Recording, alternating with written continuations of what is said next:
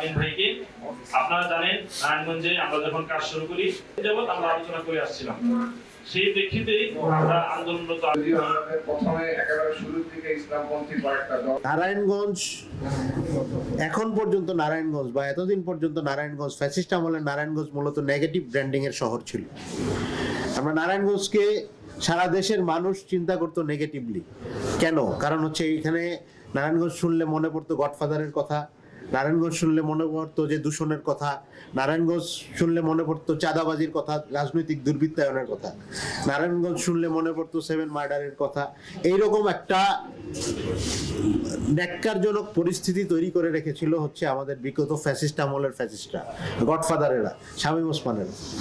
আর আমরা যদি আরো স্পেসিফিক বলি, নারায়ণগঞ্জ 4 আসনটা এক ধরনের রাজনৈতিক দুর্বৃত্তায়ন এবং নাগরিক সুবিধার অপ্রতুলতা এবং নাগরিক ন্যূনতম সুবিধা না থাকার একটা সুন্দর নজির। কারণ এই এলাকাটা হচ্ছে আপনারা দেখবেন যে এক পাশে ঢাকা সিটি কর্পোরেশন, এক পাশে নারায়ণগঞ্জ সিটি কর্পোরেশন। এরকম একটা লোকেশনে থাকার পরেও এই এলাকায় ন্যূনতম নাগরিক সুবিধা আপনি পাবেন না। আপনি দেখবেন যে এই শীতের দিনেও এখানে জলাবদ্ধতা, রাস্তাঘাট ভাঙা, পুরোপুরি দূষণে কবলিত, মাদকের এখানে সয়লাভ, সন্ত্রাসের মানে এখানে হচ্ছে কি বলা যায় অভয়ারণ্যের মতো একটা এলাকা। এবং এই এলাকায় গায়ের জোর, পেশি শক্তি দিয়ে অতীত রাজনীতিবিদরা ডিল করার চেষ্টা করেছেন। আমরা সেই নেগেটিভ ব্র্যান্ডিং এর শহরটাকে, নেগেটিভ ব্র্যান্ডিং এর এলাকাটাকে একটা পজিটিভ ব্র্যান্ডিং এর এলাকায় নিয়ে যেতে চাই। আমরা চাই আমরা গণ অভ্যুত্থান থেকে উঠে আসা যেই তরুণ প্রজন্ম এবং বাংলাদেশের ধর্মপ্রাণ এবং ধর্মীয় রাজনৈতিক দলসমূহের নেতৃত্বে আমরা যেই জোট গঠন করেছি, 10 দলীয় জোট, এই 10 দলীয় জোট দেশপ্রেম এবং ধর্মীয় মূল্যবোধের প্রতি সম্মান, সেই সাথে বাংলাদেশের সামনের দিকে আগানোর যেই রাজনীতি সেটা আমরা করতে চাই। বাংলাদেশকে পিছনের দিকে নেওয়ার যেই রাজনীতি, বাংলাদেশকে বাগাড়ম্বর বা কথাবার্তা বা গায়ের জোরের পেশি শক্তির যেই রাজনীতি, সেই রাজনীতি থেকে বের করে উন্নয়ন, নাগরিক সুবিধা, নাগরিকের মর্যাদা নির্মাণের রাজনীতিটা আমরা করতে চাই।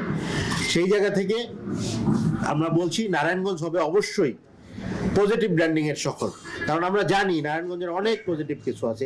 এইখানের শিক্ষার হার অনেক ভালো, এই এলাকার মানুষ খুবই কর্মঠ, কেউ চাকরি করে, ম্যাক্সিমাম উদ্যোক্তা। এই এলাকা বাংলাদেশের অন্যতম ধনী জেলার একটা, বাংলাদেশের জিডিপিতে অবদান রাখা জেলাগুলোর মধ্যে একদম প্রথম সারির জেলা হচ্ছে নারায়ণগঞ্জ।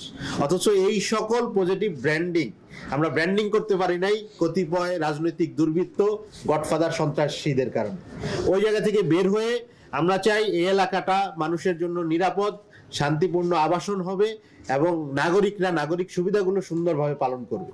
সেই সাথে আমরা আরেকটা কথা বলতে চাই, সেটা হচ্ছে এই নারায়ণগঞ্জের এই অবহেলিত নারায়ণগঞ্জ এবং দুর্বৃত্তায়নের এই নারায়ণগঞ্জ 4, এই 4-এর পরিবর্তনের জন্য আমরা গণঅভ্যুত্থান থেকে গড়ে ওঠা যে রাজনৈতিক দল জাতীয় নাগরিক পার্টি এনসিপি, তারা এবং তাদের পক্ষ থেকে আমি জাতীয় নাগরিক পার্টি নারায়ণগঞ্জ 4 আসনের সংসদ সদস্য পদপ্রার্থী হিসেবে আমরা মূলত আমাদের রাজনৈতিক ক্যাম্পেইনটা ব্র্যান্ডিং করতে চাই পরিবর্তনের যাত্রা হিসেবে।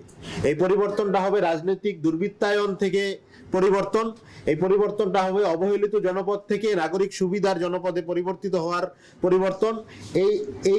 এই পরিবর্তনটা হবে হচ্ছে মানুষের ভোগান্তির জায়গা থেকে মানুষ যাতে শান্তিপূর্ণ নিরাপদ আবাসন পায়, তারপর ওই রকম পরিবর্তন। এই পরিবর্তনটা হবে, এইটা একটা শিল্প নির্ভর এলাকা, এই এলাকার ব্যবসায়ীরা যাতে শান্তিপূর্ণভাবে ব্যবসা করতে পারে, এই এলাকার শ্রমিক শ্রেণী এবং কর্মজীবী শ্রেণী যাতে নিরাপদে তার পাওনা বুঝে পায় এবং হচ্ছে নিরাপদে বসবাস এবং তার কাজের পরিবেশ বজায় থাকে, এই ধরনের একটা নারায়ণগঞ্জ আমরা করতে চাই। তো ওই জায়গা থেকে আমরা মনে করি যে আমাদের নারায়ণগঞ্জের বেসিক কিছু সমস্যা, যেটা আমি অলরেডি বলে ফেলেছি, কিন্তু এই নারায়ণগঞ্জ 4-এর মূল যে সমস্যাটা আমাদের মনে হয়েছে, সেটা আমাদের মনে হয়েছে হচ্ছে আমরা এই এলাকাটায় আজ পর্যন্ত যারা দায়িত্ব পালন করেছেন তারা এখানে দায়িত্ব পালন যথাযথভাবে নাগরিক সুবিধা দেওয়ার চেয়ে তারা নিজেদের রাজনৈতিক profile, heavy weight, high profile, elitism চর্চার চেষ্টা করেছে। ওই জায়গা থেকে আমরা বলতে চাই আমরা জনগণের থেকে উঠে আসা রাজনৈতিক দল, গণ অভ্যুত্থানে আমরা রাজপথেই ছিলাম, এখন পর্যন্ত আমরা রাজপথেই আছি। আমরা জনতার সাথেই থাকতে চাই। আমি একজন সাধারণ মানুষ, আমি নারায়ণগঞ্জেই বড় হয়েছি, নারায়ণগঞ্জেই আমার জন্ম, আমি নারায়ণগঞ্জেই স্কুল কলেজ, এরপর আমি ঢাকা বিশ্ববিদ্যালয়ে পড়েছি। ঢাকা বিশ্ববিদ্যালয়ে আমি আইন বিভাগে অনার্স মাস্টার্স শেষ করেছি। তারপর আমি বাংলাদেশ সুপ্রিম কোর্টের অ্যাপিলেট ডিভিশনের একজন সিনিয়র লয়ারের সাথে জুনিয়র হিসেবে ছিলাম। তার পরবর্তীতে গত 6 বছর যাবত আমি নিজেই আমার চেম্বারে প্র্যাকটিস করি। তো এই হচ্ছে আমার পরিচয়। আমি মনে করি যে আমরা কোনো ধরনের আমার অন্যান্য প্রার্থীদের তুলনায় টাকার মানে ছড়াছড়ি আমার নাই। আমার হেভি ওয়েট বলতে যেটা বোঝায়, আমি ওই হেভি ওয়েট হইতে চাই না। আমি সাধারণ থাকতে চাই, সাধারণ মানুষের মাঝেই থাকতে চাই। সাধারণ হিসেবে আমরা গণ আন্দোলনে নামছিলাম বাংলাদেশের একটা পরিবর্তনের লক্ষ্যে।